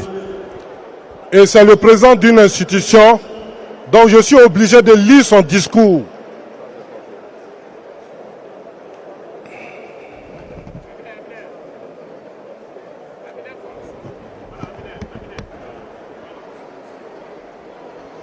Monsieur le Président du Conseil supérieur des imams de Côte d'Ivoire, représenté ici par mon aîné El Hadj Aboubakar Konaté. Monsieur l'imam de la grande mosquée Ndiaye de Grand Bassam, Cheikh Ladji Ndiaye, parrain. Madame Sangaré, déléguée féminine, Monsieur Adama Sanogo, Mesdames et Messieurs les religieux. Je vois ici mon aîné Cheikh Malik Konaté. Je vois aussi mon aîné et mon frère Cheikh Moufti Sogodoro. C'est un réel plaisir pour moi de prendre la parole ici, à cette grande rencontre de foi, de recueillement et de fraternité. Ma présence parmi vous procède d'un attachement sincère et profond à tout ce qui dans notre pays touche l'élévation de l'homme, touche la religion, touche le raffermissement des valeurs morales et la consolidation de la paix. Elle traduit également l'esprit particulier que je porte à la grande communauté musulmane de Côte d'Ivoire, mais aussi à la grande communauté en Sardine de Côte d'Ivoire et de partout dans le monde. Elle traduit également la sincère relation que j'entretiens avec Cheikh Madame Chérif Aïdara, qui lors de son séjour passé m'a rendu une visite au Conseil économique, social, environnemental et culturel. Je vais écouter mon discours parce que l'heure de la prière est presque arrivée. Et je vais parler en des mots simples. Cheikh Aïdara, le président Aka Aoulé te dit merci. Merci de l'avoir choisi comme haut parrain de cette grande cérémonie, de ce grand Maouloud. Cela démontre ta hauteur. Parce qu'il faut préciser que le président Aka Aoulé est chrétien. Donc choisir un chrétien pour être le haut parrain de ce Maouloud, cela démontre votre grandeur, cela démontre votre grandeur spiritualité. Le président Dr Ejen Aka Aoulé me charge de vous demander des prières pour son excellence El Hadj Alassane Ouattara et pour la Côte d'Ivoire. Le président Aka Aoulé me demande de vous demander des prières des prières pour les pays voisins de la Côte d'Ivoire, que sont le Mali, le Burkina et le Niger. Et le président Aka Awele vous souhaite un très bon Maoulid. C'était le message du président Aka Awele que j'ai écourté à cause du temps. Je vous remercie. Ayiwa kɛnɛ in a bonya tun bɛ maa min bolo ale ye kerecɛn ye an balimakɛ tun bɛ ka kuma ale de tɔgɔya la o la an ka masakɛw bɛ yan. ye ebriyew ta ye o la ebriyew ka dugutigi o ye kare saba le fa ka na depuis sɔgɔma o bɛ yan mais a tun ma fɔ an ɲɛnɛ sisan nin encore là o la an bɛna kuma di o ma nous allons donner la parole à nos chefs coutumiers inchallah. Papa, vous avez la parole. Vous placez-vous ici, d'autres vont passer de l'autre côté. D'autres peuvent aller de l'autre côté. Jusqu'à ce que tout le monde se place là-bas. On va prier d'abord. D'autres peuvent venir. C'est quel nom? Allô? Nous on peut monter. Voilà, ok. C'est quel nom? C'est Don Antoine. Allô? Bonsoir, messieurs, dames. Je me présente, on m'appelle Don Antoine, chef de communauté dans le Bavi à Bobo Notre. Vraiment, je vous remercie beaucoup. Et tout ce qu'on devait faire, on doit remercier le Seigneur qui a voulu aujourd'hui que nous sommes là. Et nous aussi, on demande à Seigneur pour bénir cette cérémonie. Notre frère allemand, l'homme de Dieu, qui s'est déplacé vers nous voir, pour que le Seigneur le bénisse, pour que la Côte d'Ivoire soit bénie, pour que l'amour qui est entre nous et les Ivoiriens et les Maliens, que ce soit amour profond. Vraiment, on remercie Allemand qui est venu. Et d'après nous, on dit Akwaba. Et après encore, on dit bon retour. En tout cas, on vous remercie beaucoup aussi d'avoir pensé à nous. Nous sommes les chefs coutumiers, nous ne sommes pas les chefs du village. Nous n'avons pas de village ici. Mais comme, en tout cas, nos frères musulmans ont pensé à nous, on nous a invités, on les remercie beaucoup. Nous souhaitons à ce que l'amour qui est entre nous, que ce soit amour fraternel. En tout cas, que Dieu bénisse la Côte d'Ivoire. Je vous remercie.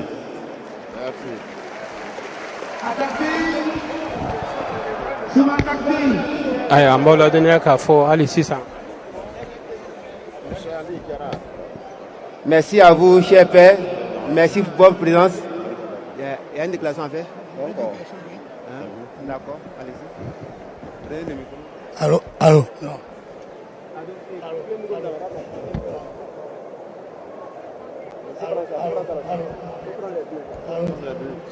Allô. J'ai dit c'est bon. Allô. Bon, moi c'est M. Yaé René. Je suis de la chefferie. Mais ce que nous avons constaté, je ne peux pas emporter ça à la maison sans vous le dire. Les policiers, ils ont eu des consignes, mais ils nous ont fatigués. Ils ne savent pas qui nous sommes. On ne leur a pas dit que les chefs arrivent. Ils nous ont fatigués. Depuis on est arrivé ici, on fait les tours seulement. Ce n'est pas normal. On est fatigués depuis le matin, on est là. Voilà, c'est ce que je voulais dire. Prochainement.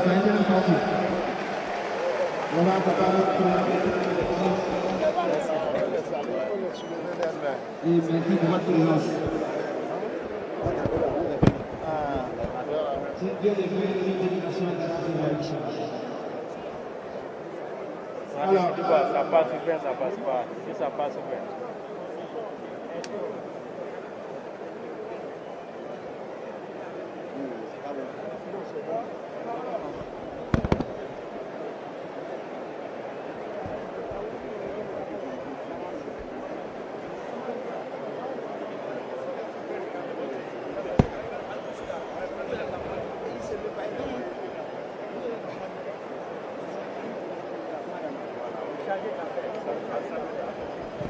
Alors, nous enregistrons la présence du chargé d'affaires de l'ambassade du Mali, Chérif Mohamed Kanouté. Alors, nous lui demandons de s'approcher afin de procéder à son allocution, Inch'Allah. Le chargé d'affaires de l'ambassade du Mali et le consul général, Inch'Allah. Vous êtes priés. Au nom possible.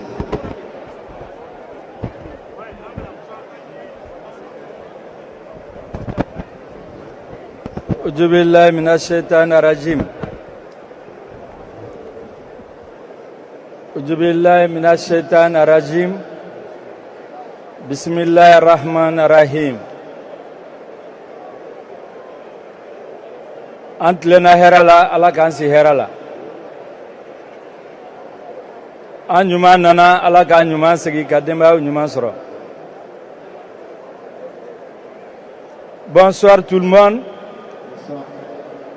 C'est un honneur et un immense privilège pour moi de prendre cet après-midi la parole au nom de la communauté malienne vivant en Côte d'Ivoire pour souhaiter la chaleureuse bienvenue au guide, au président du Haut Conseil islamique du Mali.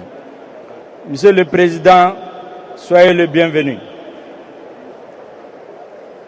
Iborigaso inanigaso inali diyaraye an bɛ ala deli mun min natɔla sɔrɔ o kan'i segintɔla sɔrɔ.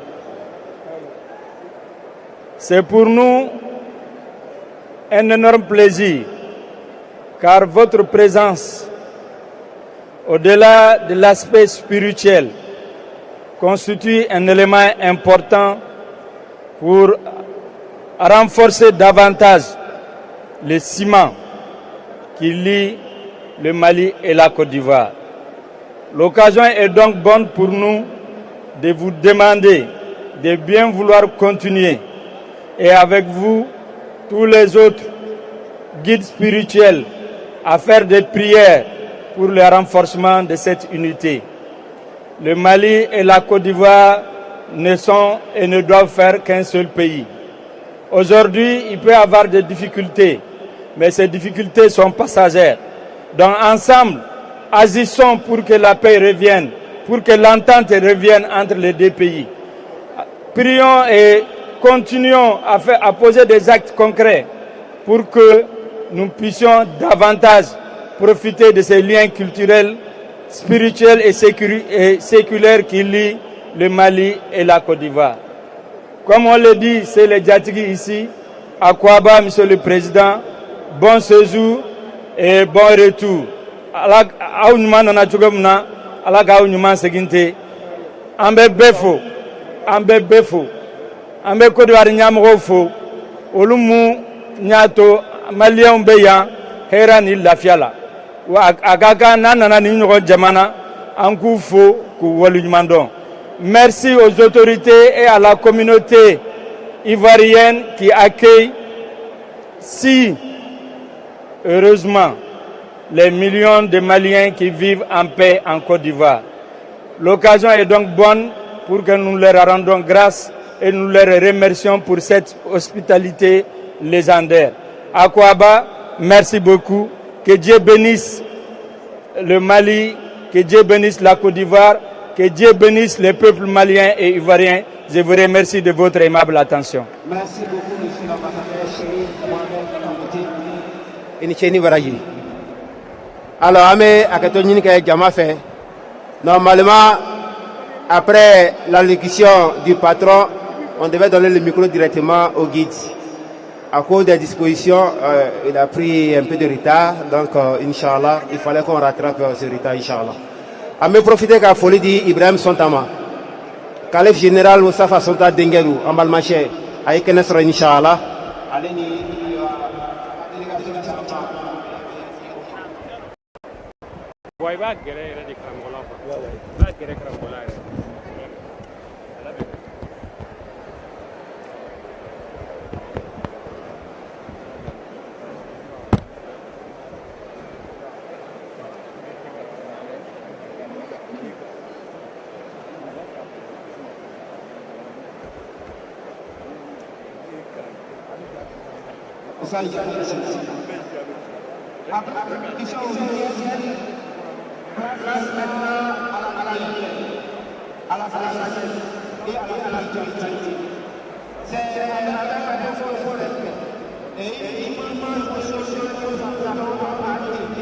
Ce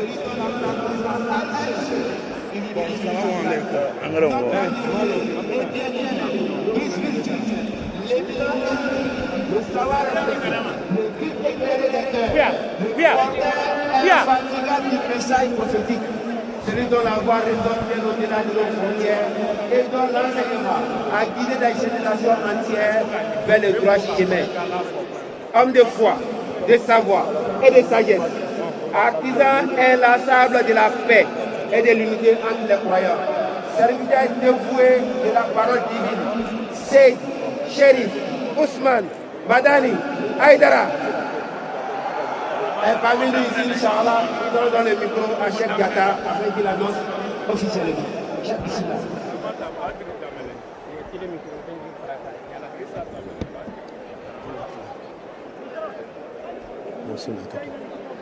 أعوذ بالله السميع العليم من شر الشيطان الرجيم بسم الإله أبدأ المقال الذي لا يدل ولا ينسى ثم نصلي ونسلم على أشرف المرسلين سيدنا وحبيبنا وشفيع ذنوبنا وعلى آله الأطهار وصحابته الأخيار ومن والاهم بإحسان إلى يوم الدين. السلام عليكم ورحمة الله تعالى وبركاته. Aslamaw an jɔlen bɛ nin jɔyɔrɔ in na yan ka foli kɛ an karamɔgɔ la a Seyid Sherif Ousmane Madani Haidara, an karamɔgɔ an ɲɛmɔgɔ a Seyid Sherif Ousmane Madani Haidara, i ka kalandenw n'o ye wulu kalandenw ye Côte d'Ivoire kɔnɔ yan, a mɔgɔ 1000 ni mɔgɔ 300 ani mɔgɔ 83 ko k'i fo, ko k'i fo. I ye walada min di an ma, a walada a ɲɛna an ma. Diɲɛna foyi fara mango ɲɔgɔn kan ka karamɔgɔ jamakulu bɔ, nka jaa ni adamaden ye Ala minɛ Ala b'i dɛmɛ. Karamɔgɔ seereba 4 ko k'i fo, i yɛrɛ kɛwale y'i seere ye. An ye diɲɛ taama, Gana Bulɛnkɛ dugutigi ko a bɛ fɛ k'i ye, k'olu ka jamana na ko kalan de bɛ yen, k'olu ye jaga sɛbɛlen ye, k'u y'a ye ansaruw la, ko mɔgɔ min ye mɔgɔw ladon tan ko an k'a tigi yira a la. Gabon pasteur a tun kan ka ye yan, u y'a wele k'a den mangana, a ko k'i fo, a ka discours b'an bolo yan. K'olu jamana na k'u ye silamɛw jate, k'u nana ansaruw ye kuma min, k'u ɲinɛna k'a fɔ ko jaa mɔgɔw bɛ diɲɛ na tiɲɛ na minnu bɛ mɔgɔ wɛrɛw kanu ka tɛmɛ u yɛrɛkun kan. An Côte d'Ivoire karamɔgɔw ko k'i fo. Jaa ni jama jɛrɛla mɔgɔw bɛ sɔn ka tugu u dɔgɔninw kɔ, karamɔgɔ i ka enseignement y'o kɛ. Mɔgɔkɔrɔbaw bɛ denmisɛnw lamɛn, karamɔgɔ i ka walada y'o kɛ. N'an ye micro di seerew ma sini b'an sɔrɔ yan, muso furulenw bɛ yan minnu n'u y'u majigi i ka kumakan kɔsɔn u furucɛw ye, nafolotigiw bɛ yan minnu n'u kaarila u ka nafolow kɔ k'u ka duguw dɛmɛ i ka kumakan kɔsɔn, karamɔgɔw bɛ yan minnu n'u ye bere t'u bolo wulu y'u ci. O tuma karamɔgɔw ko k'i fo, an bɛ bɔ kuma na yan, an bɛ dugawu ɲini fɛ karamɔgɔ, i ka walada duɲɛ bɛ bɛn min ɲinina ni an bɛɛ kɛra comme an bɛ bɛn. An bɛ hɛrɛ min ɲini karamɔgɔ, n'an bɛɛ kɛra comme an b'a sɔrɔ. O tuma i ka dugawu k'an ye, an ye kunnawolo sɔrɔ n'i ye i ka karamɔgɔya ye, i ka dugawu k'an ye i yɛrɛ ka kunnawolo sɔrɔ n'an ye i ka kalandenya ye. O tuma ko an karamɔgɔ Badiri k'a ye denmuso sɔrɔ Danbɛlɛ, ko k'a den tɔgɔ la Ramata la. O tuma Ala ka Ramata balo, an bɛ bɔ kuma na yan, hakɛto bɛ nin kan, sallallahu alaihi rasuli, assalamu alaikum wa rahmatullah.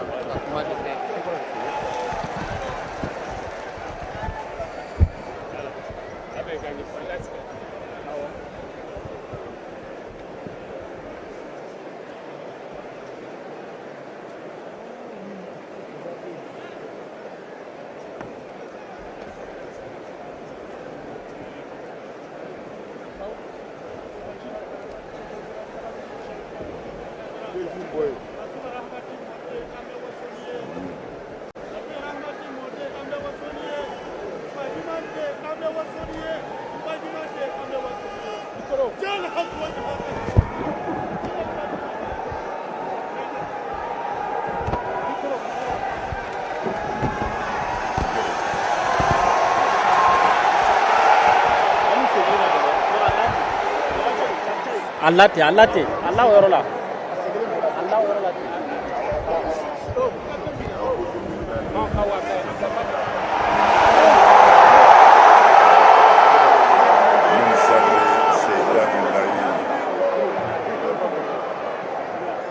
وأصلي وأسلم على من لا نبي بعده سيدنا محمد وعلى آله الأطهار وصحابته الأخيار عدد نعم الله وإفضاله. أستهل ذكري قائلا رب اشرح لي صدري ويسر لي أمري واحلل عقدة من لساني يفقه قولي. آمين آمين. وبعد سلام الله عليكم يا جماعة المسلمين والمسلمات. وعليكم السلام ورحمة الله تعالى وبركاته.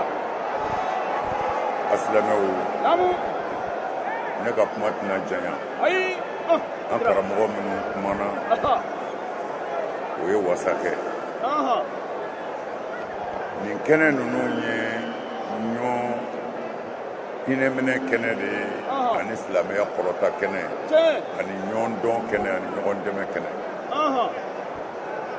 o la n'an sigira o la yan Côte d'Ivoire Abidjan an ka foli fɔlɔ an b'o ɲɛsin jamana kuntigi ma n'o ye El Hassan Dramane Ouattara an b'a fo k'a ka gouvernement fo ka a baarakɛ ɲɔgɔn bɛɛ fo o kɔfɛ an b'an ka foli ɲɛsin an karamɔgɔw ma Côte d'Ivoire imamu sheikow khalifaw diinɛ bolofara bɛɛ sunamɔgɔw an ka foli b'a bɛɛ ye u sara bɛ Ala bolo o kɔfɛ an ka nin sigi a denfa a n'a denba a n'a ɲɛmɔgɔ tɔw u sara bɛ Ala bolo Ala ka hɛrɛ k'an n'u bɛɛ ye denfa o ye Njayi ye a n'a ka cɛkɔrɔba ani Njayila bɛɛ Ala k'u sara o kɔfɛ an b'an ka foli kɛrɛnkɛrɛn k'a ɲɛsin an karamɔgɔ n'an ka seko ma n'o ye Konate ye u sara bɛ Ala bolo n'an bɔra yen ne yɛrɛ bɛ tɔn min na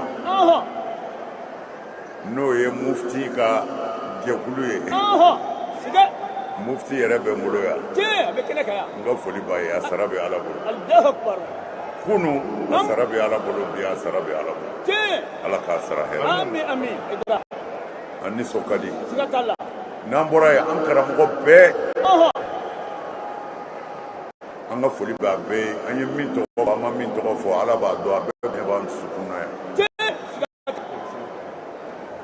o kɔfɛ an sumana ka famille an ka foli b'u bɛɛ ye Konatelakaw ani an ka alimamiba ale yɛrɛ bɛ an fɛ kɛnɛ kan yan an ka foli b'u bɛɛ ye kuma surunya bɛɛ la ne ka kuma tɛna janya nin bɛɛ kɔfɛ n bɛ Jamiyat Ansarudinil Islamiya fo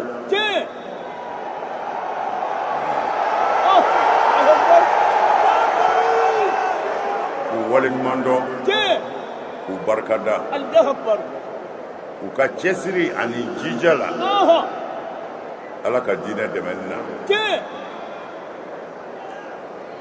u sara bɛ Ala bolo an ka Mali ɲɛmɔgɔw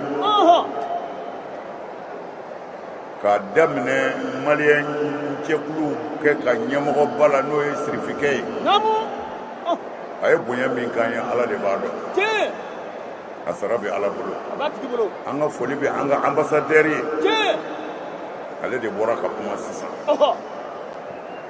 an bɛ dugawu kɛ ni Côte d'Ivoire Ala ka hɛrɛ don a kɔnɔ Ala ka bɛn don a kɔnɔ Ala ka kelenya don a kɔnɔ Ala ka hɛrɛ caya an bɛ dugawu kɛ Mali ye Mali Ala k'a kisi Ala ka Mali tanga Ala kana to janfa na Mali, Côte d'Ivoire, ala k'u tɛgɛ di ɲɔgɔn ma. Ala k'u tɛgɛ di ɲɔgɔn ma. Kanu tɛgɛ di ɲɔgɔn ma na. Kelenya tɛgɛ di ɲɔgɔn ma na. Ala de y'an fara ɲɔgɔn kan. Ni ala sɔnna ma, a tɛ se k'an fara. Ala k'an dɛmɛ. Ala k'an dɛmɛ. Mɔgɔ o mɔgɔ ye ɲuman kɛ, a bɛɛ sara bɛ ala de bolo. Mais kuma surunya na, an bɛ fɛ ka min fɔ dɔrɔn, silamɛya ye kelenya diinɛ de ye.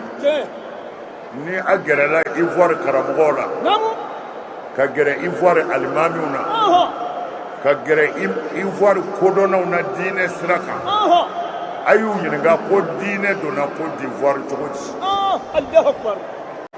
U b'a ɲɛfɔ aw ye. Muru m'a don yan, bere m'a don yan, neni m'a don yan, silamɛya donna yan. An y'a kalan histoire la cogo min na, commerce sira kan, ani yanga minnu taara kalan kɛ, o karamɔgɔw nalen, olu fana cɛsirila ka se ka silamɛya walankata.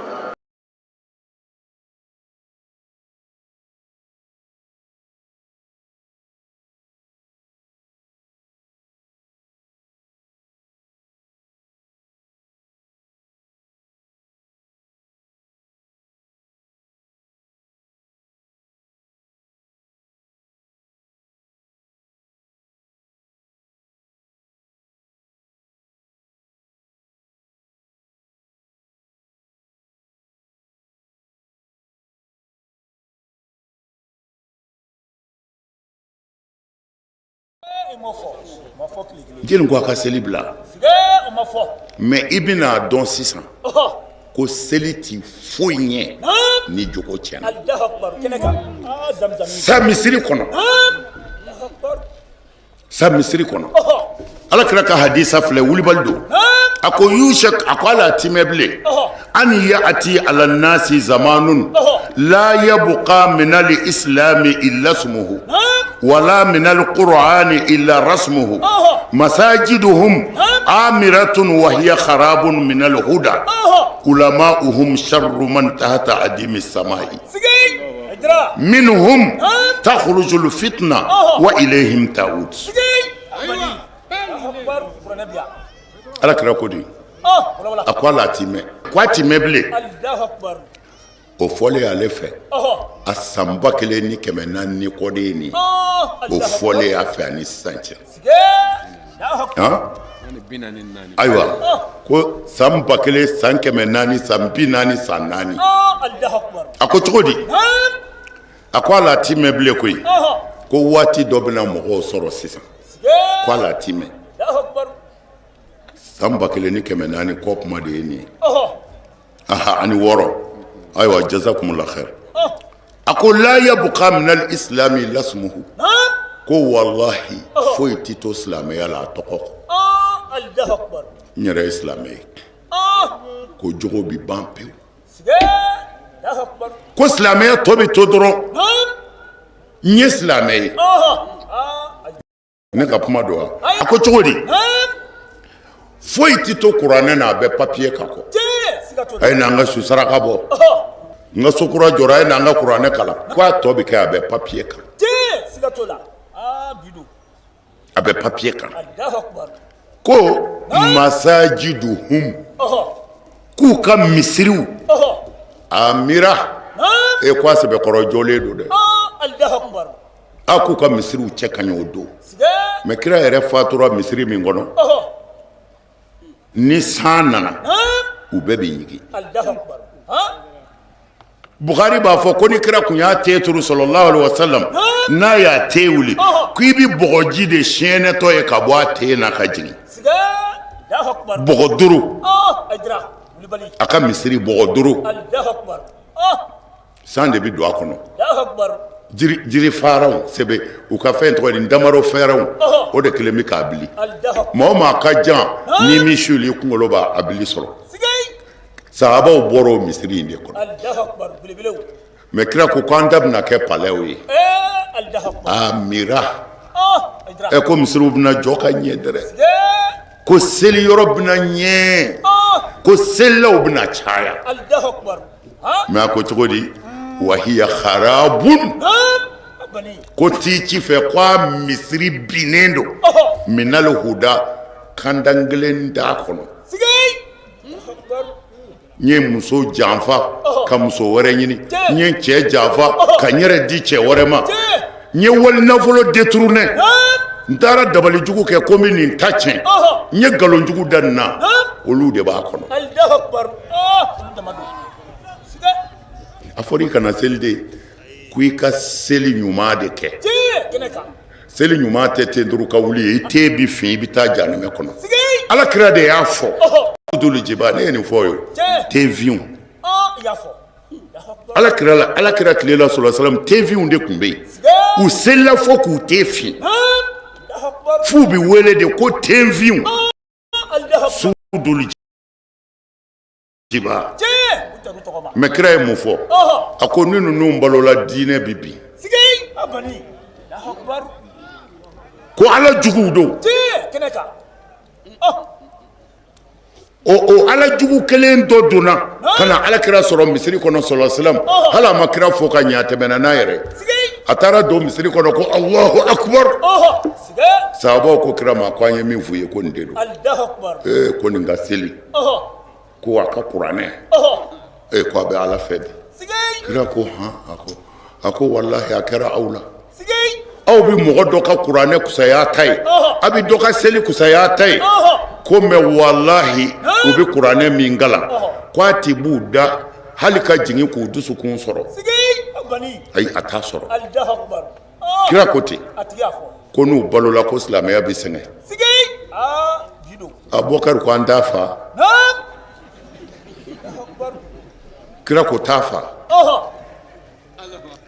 Abubakar ye bamuru bɔ ka don misiri kɔrɔ a nɔfɛ ka waati kɛ ka tila ka bɔ ka na bɛɛ bɛ ka Abubakar ka bamuru filɛ ni joli b'a la Abubakar nana kira ko a kɛra de a ko n y'a birilen sɔrɔ cogo min na a bɛ ka ala bato cogo min na a ko ne siranna a ko e bɛ siran e bɛ siran Sidina Ali dusura o ko kira ma a bɛ cogo di kira ko t'a lajɛ n'i y'a sɔrɔ i k'a fa Sidina Ali nana o y'a sɔrɔ a tilala a bɔra Sidina Ali nana kira yɔrɔ la ko a bɔra a ko a kalantɔ don a ko a bɛna cɛw te ye dugu la a bɛna musow te fini ye dugu la sɛtanɛ ka di ala ye ka tɛmɛ u kan manil fard manil muhi mani nasir an bɛ ala fo k'a barika la masa min ka bi d'an ma hɛrɛ la an nana kana duwawu kɛ ɲɔgɔn bolo jamana Côte d'Ivoire ta ɲamalɔ ani ka ta k'a la sous-région Mali b'o la Burkina b'o la Niger b'o la mais an lɔni bɛ mɔgɔ min ka lɔyɔrɔ la n'an bɛ kuma kɛla ni mɔgɔ min ta kan ye o le ye Cheikhul Ayima Ousmane Diakité n'o ye COSIM président ba ye ale le k'an bila ka na k'an ye na a lɔyɔrɔ la ka foli kɛrɛnkɛrɛnnen di an ka cɔnba ma ka foli kɛrɛnkɛrɛnnen di an ka serifu cɛ ma k'a ɲini a fɛ Cheikh Ayima le ko ten ko a ye sabali ka duwawu kɛrɛnkɛrɛnnen kɛ Côte d'Ivoire ye parce que an k'a lɔ n'a ye duwawu kɛ duwawu bɛ minɛ an b'a dali ala fɛ a bɛna duwawu min kɛ min kɛla ka kɔrɔ min yɛrɛ bɛna kɛ bi min yɛrɛ bɛna kɛ sini k'ala kɛ ka duwawu nugu bɛɛ lajɛlen minɛ ala m'o kɛla ye ayiwa n balima silamɛw waati korona kuma ma se ka d'ale ma nka an tile a bɛ interview la woni dɔ kɔnɔ ye ayiwa an bɛ duwawu kɛ mɔgɔw bɔyɔrɔ ka jan dɛ Côte d'Ivoire fan si tɛ yen min bɛɛ ma ɲɔgɔn sɔrɔ Abidjan u bɛɛ sara bɛ ala bolo u ɲuman nana ala k'u ɲuman segin Faransi Alimaɲi jamana in caman Kongo u bɛɛ bi yan u bɛɛ ye avion ta ka na nin kunbɛn u sara bɛ ala de bolo mais n'ala sɔnna sigi wɛrɛw kan ka ye an bolo an n'u cɛ min tɛ nin ye pour que an ka kuma ka ɲɔgɔn bilasira olu b'a bɛɛ dɔn foyi ti fu y'u cɛ min dɔn mais ɲɔgɔn hakili jigin dɔn ala ko fa zakir in nafa'ati zikra sayazakar man yakhsha wa yatajannabuha al-ashqa mɔgɔw hakili jigin kunanji o bɛ sira minɛ nka ala ye min da kunangoya kama o tɛ se ka sira minɛ dɛ an b'o fo an b'an karamɔgɔw fo Sheikh Sonta ale ma yan sɔrɔ mais a y'a ka denw bila ka na a n'a ka délégation sɔrɔ bɛ ala bolo ala ka hɛrɛ k'an bɛɛ ye jamana in n'o ye Côte d'Ivoire ye ala ka hɛrɛ don a kɔnɔ ala ka bɛn don a kɔnɔ ala ka kelenya don a kɔnɔ alors an yɛrɛ ka jamana n'o ye Mali ye an bɛ dugawu ɲini Ivoirien bɛɛ fɛ u ka dugawu k'an ye ala k'an kisi ala k'an ka jamana bɔ bolo la ala k'an ka jamana bɔ bolo la o la sisan an y'a fɔ cogo min na an bɛna miniti 2 kɛ k'an hamiw jira ala la n'o dafara an bɛ sɔrɔ ka na dugawu kɛ ni ala sɔnna dugawu min bɛ kɛ nin kɛnɛ ninnu kan anw kama tɛ dɛ cɛ dɔ bɛ sɔrɔ yan muso dɔ bɛ sɔrɔ yan walahi ala b'a ko kama an bɛ min fɔ ala ye a bɛ sɔn o tuma na an bɛ k'an ɲɛsin ni hami bɛ min na ni hami bɛ min na i ɲɛsin ala ma i k'i ka hami yira a la miniti 2 dɔrɔn.